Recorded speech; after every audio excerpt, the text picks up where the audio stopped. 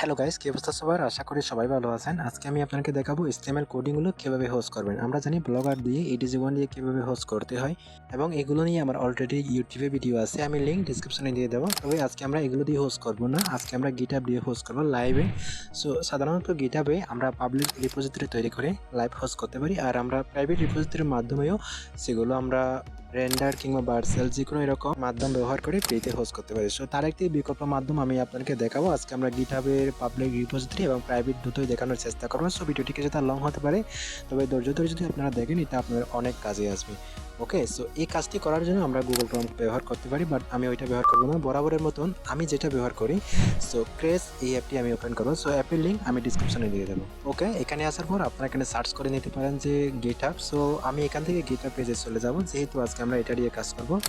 So এইটা open করার পর আপনারা জিমেল দিয়ে সিম্পলি অ্যাকাউন্ট একটি করে নেবেন। অ্যাকাউন্ট করার পর আপনাদের এরকমভাবে আসবে। এখান থেকে আপনারা উপরে 3 লাইনে ক্লিক করবেন।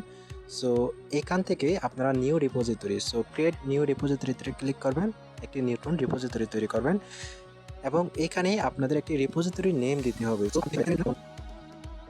আমি demo124 লিখে দিলাম। আর যদি এটা অ্যাভেলেবেল না থাকে তবে নামটা আপনারা চেঞ্জ করে দেবেন আর কি। আর এখানে গুরুত্বপূর্ণ যে বিষয়টি, এটা হচ্ছে আপনারা মানে পাবলিক রাখবেন রিপোজিটরিতে নাকি প্রাইভেট। সো প্রাইভেট যদি রাখেন, আপনার রিপোজিটরিতে আপনি যতগুলো ফাইল আপলোড করবেন সেগুলো আপনি GitHub-এ সার্চ করলে কেউ খুঁজে পাবে না। আর যদি আপনি পাবলিক রাখেন, সবগুলো কিন্তু মানে ফাইল যেগুলো আপনি আপলোড করবেন GitHub-এ সার্চ করলে সেগুলো অটোমেটিক চলে আসবে। তবে আপাতত আমি পাবলিশ করেই আপনাদেরকে দেখাবো, এরপরে প্রাইভেট এই প্রসেসটা দেখাবো। এখন আমাদের সব কিছু করা শেষ। নিচে দেখেন ক্রিয়েট রিপোজিটরিতে আমি একবার ক্লিক করব। ওকে, সো ফাইনালি আমাদের রিপোজিটরি ক্রিয়েট হয়ে গেছে। এখন আমরা এখানে HTML কোডিংগুলো হোস্ট করব, আপলোড করব। তো এখানে ক্লিক করার পর এখান থেকে সোর্স ইউর ফাইল, আমি এখানে ক্লিক করে আমার সেই কাঙ্ক্ষিত HTML কোডিং ফাইলটি আপলোড করে দেব। সো দেখেন আমার দুইটা ফাইল আপলোড হয়ে গেছে। আমি এখন এখানে সেটিং দেখেন মোর অপশনে ক্লিক করব। এখান থেকে আমি সেটিংসে চলে যাব। এখানে আসার পর আমি নিচে দেখেন এখানে লেখা আছে পেজেস, এখানে আমি ক্লিক করব। তারপরে নিচে আসবো। সো এখানে আসার পর আপনার এই যে এখানে ক্লিক করতে হবে। এখানে ক্লিক করে আপনি এখান থেকে দেখতে পাচ্ছেন মেন যেটা আছে ওইটা সিলেক্ট করে দেবেন। এরপরে আপনি সেভ এই বাটনে ক্লিক করে দেবেন। বেশ, আপনার কাজ এতটুকুই। এখন আপনাকে 30 সেকেন্ড কিংবা 1 মিনিট এরকম এখানে আপনি ওয়েট করবেন। সো আমি ওয়েট করে নিই।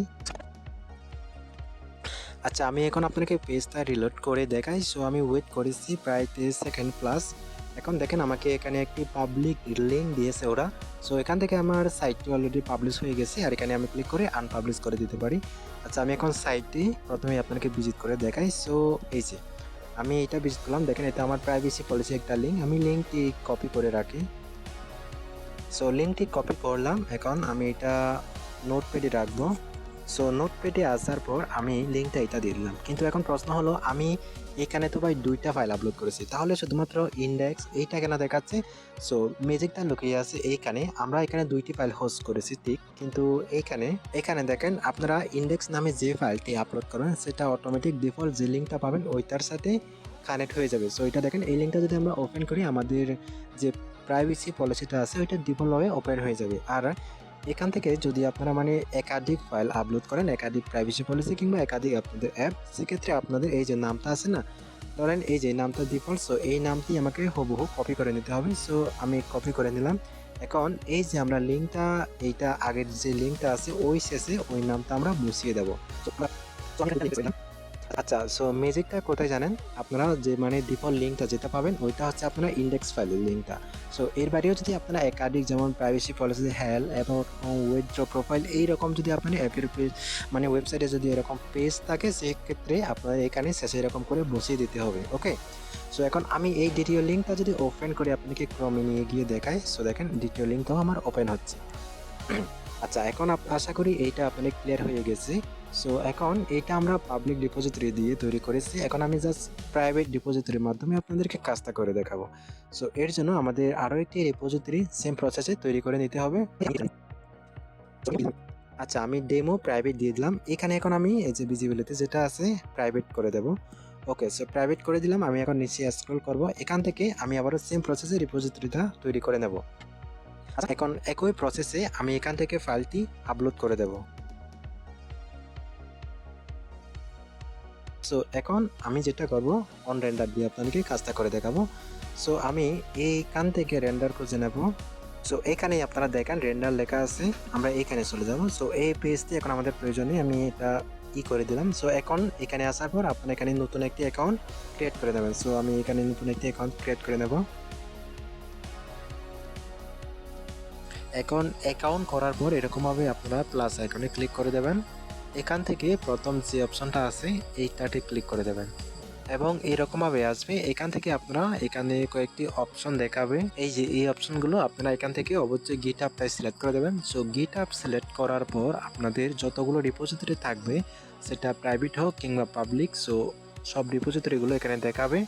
আমরা একটু আগে যেটা মেক করেছিলাম সেটা হচ্ছে এইটা। সো আমি এইটা সিলেক্ট করে দেব। এইটা সিলেক্ট করে দেওয়ার পর আপনারা এখানে চাইলে নামটা চেঞ্জ করে দিতে পারেন। যেহেতু আমি আপনাকে ডেমোভাবে দেখাচ্ছি, আমি যে কোনো একটি নাম, সাপোজ ধরেন আমি ডেমো কি দিয়ে দিলাম। এরপরে আমাদের এখানে কোনো কিছুই আপডেট করার প্রয়োজন নেই, আমরা সরাসরি এখান থেকে ডিপ্লয়ে ক্লিক করে দেব। ওকে, সো ফাইনালি আমাদের সাইটটি কিন্তু ডিপ্লয় হয়ে গেছে। ডিপ্লয় হওয়ার পর আপনাদের এরকমভাবে আসবে। সো আমাদের একটি লিঙ্ক দেওয়া হয়েছে, দেখেন আমি এই লিঙ্কটা সেমভাবে কপি করব এবং আমি নোটপ্যাড থেকে এখানে আমি এইটা পেস্ট করে দেব। সো আরও একবার পেস্ট করে দিলাম। দেখেন এখন যদি আমি এই লিঙ্কটা ওপেন করে আপনাদেরকে দেখিয়ে দিই, সো দেখেন আমাদের ওয়েবসাইটটি কিন্তু সুন্দর করে লোড হচ্ছে। সো এখন প্রশ্ন আসতেই পারে আপনাদের, আমরা এখানে তো 2টি ফাইল আপলোড করেছি। হ্যাঁ ভাই, আমরা সেম প্রসেসে কাজটা করব। সো ফেস করে দিলাম এবং আমি সেমভাবে এই লিঙ্কটাও এখন ওপেন করব। সো ওপেন করার পর দেখেন কি সুন্দর করে মানে এই ওয়েবসাইটটিও লোড হলো। এখন আপনারা গিটহাবে প্রাইভেট রিপোজিটরিতে আপনারা আনলিমিটেড এরকমভাবে ফাইল আপলোড করতে পারবেন, HTML কোডিং ফাইল আর কি, এবং সেগুলো আপনারা খুব সহজে এরকমভাবে রেন্ডারের মাধ্যমে হোস্ট করতে পারবেন। আর এইখানে আপনাদের হয়তো মাঝে মাঝে এরকম মানে হোস্ট করলে একটু প্রবলেম দেখা দিতে পারে।